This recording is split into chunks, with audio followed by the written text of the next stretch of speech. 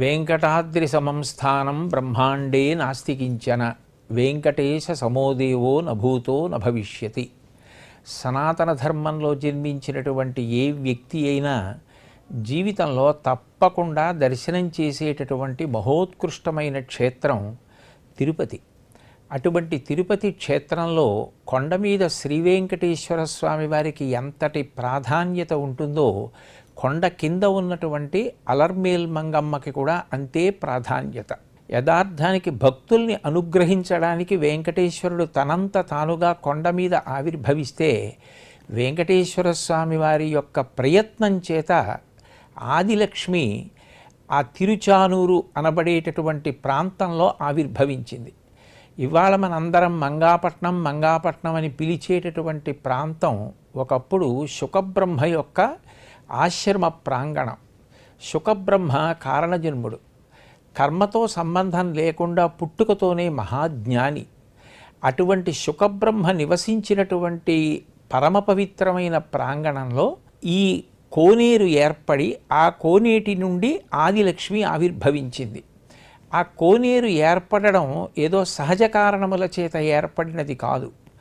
భృగువు శ్రీమన్నారాయణుని యొక్క వక్షస్థలం మీద పాదంతో తన్నినప్పుడు అమ్మవారు శ్రీహరి వక్షస్థలాన్ని విడిచిపెట్టి కొల్హాపురం వెళ్ళిపోయింది. లక్ష్మి ఎక్కడ ఉంటే అక్కడ కాంతులు, లక్ష్మి ఎక్కడ ఉంటే అక్కడ శాంతి, లక్ష్మి ఎక్కడ ఉంటే అక్కడ సంతోషం. కొల్హాపురం అంతా కాంతులతో నిండిపోయింది. మళ్ళీ లక్ష్మీదేవిని ఈ ప్రాంతానికి తీసుకురావడం కోసం వెంకటేశ్వర స్వామి వారు స్వయంగా తానే పనిముట్లను చేతితో పట్టుకుని ఈటే బల్లెం వంటి వాటితో అక్కడ కోనేరు ఏర్పాటు చేసి వాటిని జలాలతో నింపి దేవలోకం నుండి సువర్ణ పద్మాలను తీసుకొచ్చి ప్రతిష్ఠించి అవి ఎప్పుడూ వికసించి ఉండడం కోసం, సూర్యకిరణములు పడడం కోసం ఆ తీరంలో సూర్యనారాయణమూర్తిని ప్రతిష్ఠించారు. 2 కమలములు చేతితో పట్టుకుని సూర్యనారాయణమూర్తి ఉంటారు. ఆయన పద్మబాంధవుడు. ఆయన ఎక్కడ ఉంటే అక్కడ పద్మములు వికసిస్తాయి. నీరజాకరములు నిష్ఠయై చేసిన భవ్యతపంబు ఫలమనంగా అంటారు తిక్కనగారు భారతంలో. అట్లా ఆ సూర్యనారాయణమూర్తి యొక్క కిరణ స్పర్శ చేత విచ్చుకున్నటువంటి బంగారు సహస్రరేకుల పద్మంలోంచి ఆదిలక్ష్మి ఆవిర్భవించింది. ఆవిడే వీరలక్ష్మి. తిరుపతిలో లక్ష్మి 3 స్వరూపాలతో ఉంటుంది అని పౌరాణిక వాంగ్మయం తెలియచేస్తుంది. ఒకటి వీరలక్ష్మిగా ఆవిర్భవించినటువంటి సహస్రదళ పద్మము నుండి వచ్చినటువంటి శక్తి స్వరూపం. అదే తల్లి వ్యూహలక్ష్మిగా కొండ మీద ఉన్నటువంటి వెంకటేశ్వరుడి యొక్క హృదయ స్థానమునందు ఆసీనురాలయ్యుంది. 3వ రూపం పద్మావతీదేవిగా వెంకటేశ్వరుడు ద్వాపర యుగంలో కృష్ణ భగవానుడిగా ఉన్నప్పుడు ఇచ్చినటువంటి మాట, తల్లి యశోదకి ఏ మాట ఇచ్చి ఉన్నాడో అది పూర్తి చెయ్యడం కోసం అవకాశం ఇవ్వడానికి పద్మావతీదేవిగా వచ్చింది. పద్మావతి పరిణయం అయిపోయిన తర్వాత పద్మావతి ఆయన యందే స్థానమును పొందింది. కాబట్టి 3 రూపాలుగా ప్రకాశిస్తోంది అని మనకి పౌరాణిక వాంగ్మయం చేత తెలుస్తుంది. అందులో ఈ వ్యూహలక్ష్మీ స్వరూపం, వీరలక్ష్మీ స్వరూపం ఏదైతే ఉందో ఆవిడ ఈ సహస్ర దళములు కలిగినటువంటి బంగారు కమలము నుండి ఆవిర్భవించింది. కార్తీక మాసంలో శుక్లపక్షంలో పంచమి తిథి నాడు ఆమె ఆవిర్భవించింది. అంత గొప్పగా తనంత తానుగా లక్ష్మీదేవి ఆవిర్భవించినటువంటి క్షేత్రం ఆ తిరు ఈశానూరు అని, అలాగే తిరు శుకనూరు అని, అమ్మవారు అక్కడ వెలిసింది కాబట్టి తిరుచానూరు అని, అలర్మేల్ మంగ ఉన్నటువంటి ప్రాంతం కాబట్టి మంగాపట్టణము అని అనేక పేర్లతో ఇప్పుడు ఆ క్షేత్రం కీర్తి వహించింది. అటువంటి తల్లి ఆ క్షేత్రంలో నిరంతరం భక్తులను అనుగ్రహిస్తూనే ఉంటుంది. ఆ తల్లి 2 చేతులతో పద్మములను పట్టుకొని 2 చేతులతో అభయముద్ర వరదముద్ర పట్టి ఉంటుంది. పద్మాసనం వేసుకుని కూర్చున్నటువంటి ఆ తల్లి మూర్తి వంక చూసినటువంటి వారు ఎవ్వరూ కూడా అది విగ్రహము అని అనుకోరు. అపారమైన మాతృభావన కలిగి సాక్షాత్ తల్లి ఎదురుగుండా కూర్చుని ఉంది అన్న భావన పొందుతారు. మనసంతా కూడా అంత శాంతితో నిండిపోతుంది. అట్లా ఆవిర్భవించినటువంటి సాక్షాత్ ఆదిలక్ష్మియే వీరలక్ష్మీ స్వరూపంగా పద్మంలోంచి ఆవిర్భవించి ఒక మూర్తి స్వరూపాన్ని పొంది అలర్మేల్ మంగ అంటే పద్మము నుండి ఆవిర్భవించినటువంటి లక్ష్మి అన్న పేరుతో దేవాలయంలో ఆ తల్లి విరాజమానురాలై ఉంది. అంటే ఇప్పుడు మనం ఆ మంగాపట్టణం వెళ్ళినప్పుడు అక్కడ ఉన్నటువంటి కోనేటిని దర్శించడం అంత గొప్ప విషయం. ఆ కోనేటి జలాలు అంత పరమ పవిత్రం. ఆ నీటి వంక చూసి ఒక్కసారి నమస్కరించినంత మాత్రం చేత చాలు. అట్లాగే ఆమె ఆవిర్భావానికి కారణమైనటువంటి సూర్యనారాయణమూర్తి నిజానికి వెంకటేశ్వరుడి కన్నా అభిన్నుడు. ఆ సూర్యనారాయణమూర్తి ఆ కోనేటి ఒడ్డునే ఉంటారు. ఆ మూర్తి కూడా ఎంతో అద్భుతంగా ఎంతో అందంగా ఉంటుంది.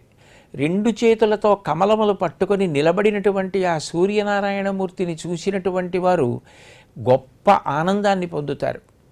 ఆరోగ్యం భాస్కరాదిచ్చేత్ అని సూర్యనారాయణమూర్తి యొక్క దర్శన కారణం చేత రుగ్మతలు నశించి ఆరోగ్యం కలుగుతుంది. ఆరోగ్యం లేనప్పుడు మనిషి ఎన్ని శక్తియుక్తులు కలిగిన వాడైనా కార్యాచరణ చేయడం సాధ్యం కాదు. అటువంటి ఆరోగ్యం ఇవ్వగలిగినటువంటి సూర్యనారాయణమూర్తి ఆ ఒడ్డునే సాక్షాత్ వెంకటేశ్వరుడి చేత ప్రతిష్ఠింపబడి ఉన్నాడు. ఆ వీరలక్ష్మియే తదనంతరం వెంకటేశ్వరుడు 7 కొండల మీద ఆనందనిలయ విమానంలో వెలిసినప్పుడు ఆయన వక్షస్థలంలో వ్యూహలక్ష్మిగా నెలకొని ఉంది.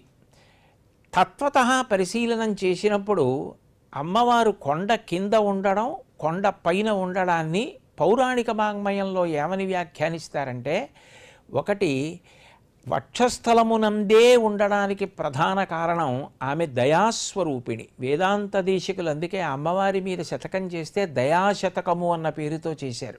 ఒక మనిషి చెయ్యకూడని పని ఏదైనా చేస్తే నీకు దయలేదా అని గుండెల వంక చూపిస్తారు తప్ప నీకు దయలేదా అని చేతి వంకో కాలు వంకో కడుపు వంకో చూపించరు. దయాగుణం హృదయమునందుంటుంది.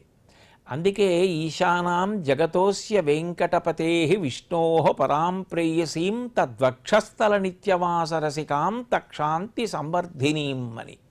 ఆ తల్లి ఆయన హృదయక్షేత్రమునందు నెలకొని ఉంది అన్న మాటకి అర్థం ఆయన యొక్క దయ ఒక రూపాన్ని పొంది కూర్చుంటే అదే అమ్మవారు. దయకుండే లక్షణం వాత్సల్యం. వత్స అన్న మాట ఆవు దూడకి అన్వయం. గోవత్సము అంటారు. ఆవు తనంత తాను మాంసాహారి కాకపోయినా తన కడుపున పుట్టిన దూడ మాంసంతో మావితో కప్పబడి పుట్టినప్పుడు నాలుక చేత నాకి శుభ్రం చేసేస్తుంది. అమ్మవారు కూడా తెలిసో తెలియకో మనం వెళ్ళి ఒక్కసారి ఆవిడ ముందు పడిపోతే చాలు. ప్రణిపాత ప్రసన్నాహి మైథిలీ జనకాత్మజ అలమేషా పరిత్రాతుం రాక్షసో మహతో భయాత్ అంటారు రామాయణంలో. నేల మీద ఒక స్వర్ణదండం పడిపోయినట్టు పడిపోయినంత మాత్రం చేత అనుగ్రహించి మన పాపములను తొలగించి మనం భగవంతుని యొక్క అనుగ్రహానికి పాత్రులమయ్యేటట్టుగా ఆవిడ చేస్తుంది. క్షమించడం ఆవిడ గొప్ప గుణం కాబట్టి వాత్సల్య స్వరూపిణి. అందరూ కొండ మీదకి వెళ్ళి భగవంతుణ్ణి దర్శనం చెయ్యగలరో చెయ్యలేరోనని ఆ తల్లి మాత్రం కొండ కింద తిరుపతిలోనే ఉండి అందరూ దర్శించడానికి అవకాశాన్ని కల్పించింది. ఈనాడు ఉన్నన్ని ప్రయాణ సాధనాలు ఒకనాడు లేవు. ఒకనాడు కొండ మీదకి నడిచి ఎక్కేవారు.